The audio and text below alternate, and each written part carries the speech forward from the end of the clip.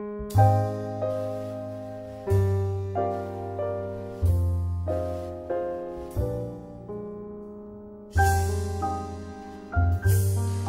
국민 여러분, 지금 언론을 통해서도 많이 보도되고 있지만 아주 가까운 시일 안에 대통령 선거가 치루어질 가능성이 가장 큽니다. 지금 이 최순실 게이트라고 하는, 말하자면 박근혜 게이트라고 하는 지금 이 탄핵 국면 속에서 우리가 국민이 느끼는, 또 국민이 교훈으로 받아들여야 될 가장 중요한 문제는 뭐냐? 좋은 대통령을 뽑는 겁니다. 그러니까 대통령이 제대로 되지 못해가지고는 나라가 엉망이 된다고 하는 것을 이번에 우리가 아주 실감했습니다. 그래서 이 촛불 집회로 표출되고 있는 말하자면 이 국민의 요구도 나중에는 마침내는 좋은 대통령을 뽑는 것으로 귀결될 때만이 이것이 의미가 있는 것이지, 그렇지 못하면 사실 의미가 있는 것이 못 될 수가 있습니다. 그런데 요즘 이 언론 지상에 거론되고 있는 대통령 후보들 가운데 과연 이 국민에게 희망을 주면서 또 국민에게 활력을 불러일으킬 수 있는 그런 대통령감이 있느냐? 많은 국민들은 이 점에 대해서 회의하거나 또는 실망하고 있습니다. 지금 한국에서는 말하자면 대통령 되고 싶은 사람들만 많이 있지, 자기가 대통령이 되었을 때 이 나라를 어떤 나라로 만들겠다, 이 국민의 불안을 어떤 정책을 통해서 해소하겠다, 그리고 또 우리 사회에 문제가 되고 있는 비정규직이나 청년 실업, 이 노후 복지, 이런 문제에 대해서는 어떤 정책을 강구하겠다, 특히 이 엄중한 상황 속에서 말하자면 국가 안보는 어떻게 확보하고, 그리고 또 민족의 통일을 어떻게 이루어 나가겠다고 하는 이런 정책적 대안은 별로 없습니다.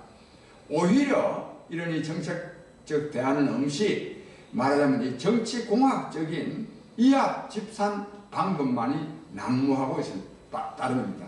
국민 여러분, 이런 식으로 대통령 선거가 치루어져 가지고는 결코 이 좋은 나라가, 또 이 국민이 행복한 나라가 될 수가 없습니다.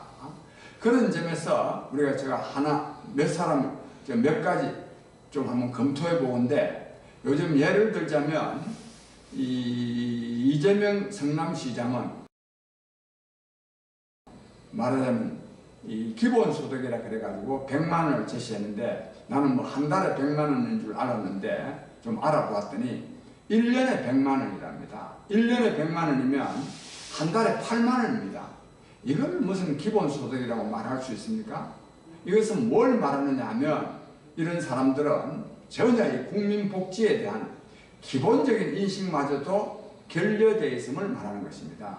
이 국민복지와 관련해서는 말하자면 국민의 기본 생활이 보장되는 복지가 이루어져야 됩니다. 무슨 말씀인가 하면 의식, 주, 의료, 교육, 이 국민의 기본 생활은 근본적으로 국가에서 보장되는 그런 말하자면 국민복지가, 즉 사회보장제도가 확립되고, 그 다음에 기본소득이니 이런 말이 나올 수 있는 것인데, 또 지금 서유럽에서도 스위스 같은 나라, 이 사회보장제도가 완벽하게 보장되어 있는 나라에서 기본소득이라는 말이 나왔지, 사회보장제도도 안 되어 있는 나라에서 기본소득이라는 말이 나오지 않은 겁니다. 근데 우리나라에서는 사회보장제도에 대한 완벽한 확립은 생각도 안 하고 그냥 기본소득, 현찰 나눠주는 이런 것만 하는 것, 이거야말로 포퓰리즘입니다.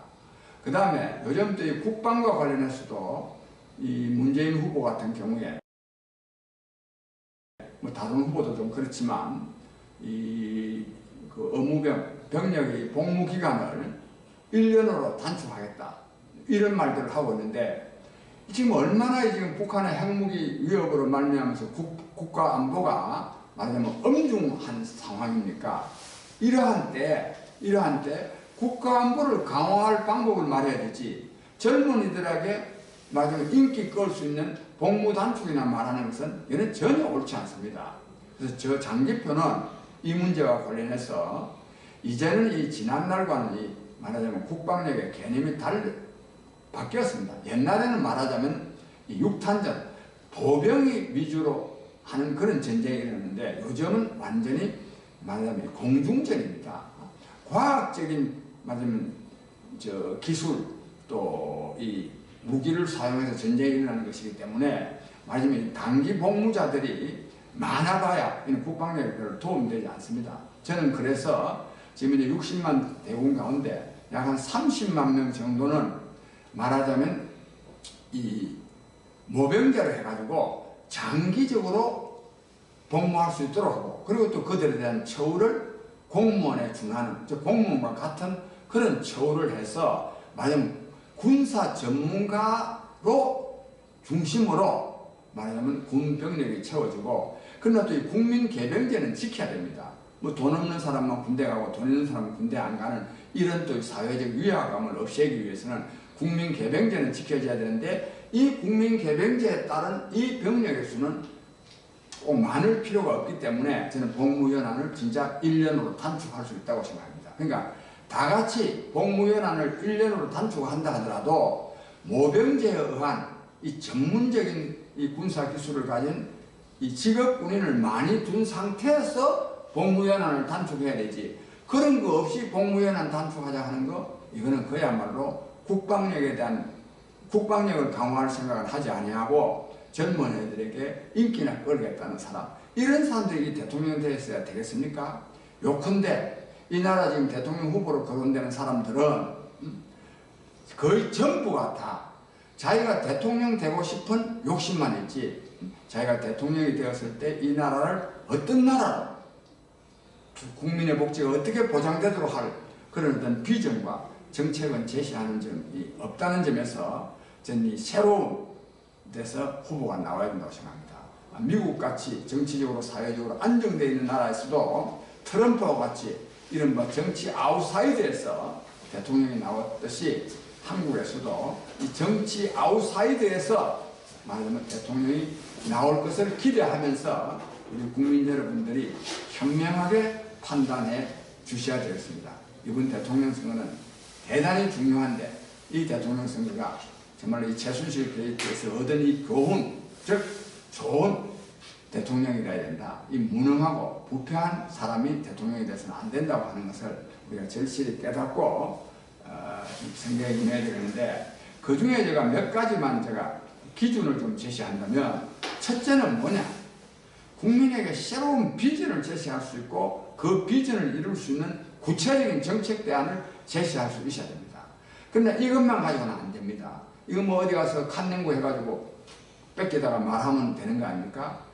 그 사람이 살아온 삶이 오랜 기간 국가와 국민을 위해서 헌신해온 그런 경력의 소지자라야 된다고 생각합니다.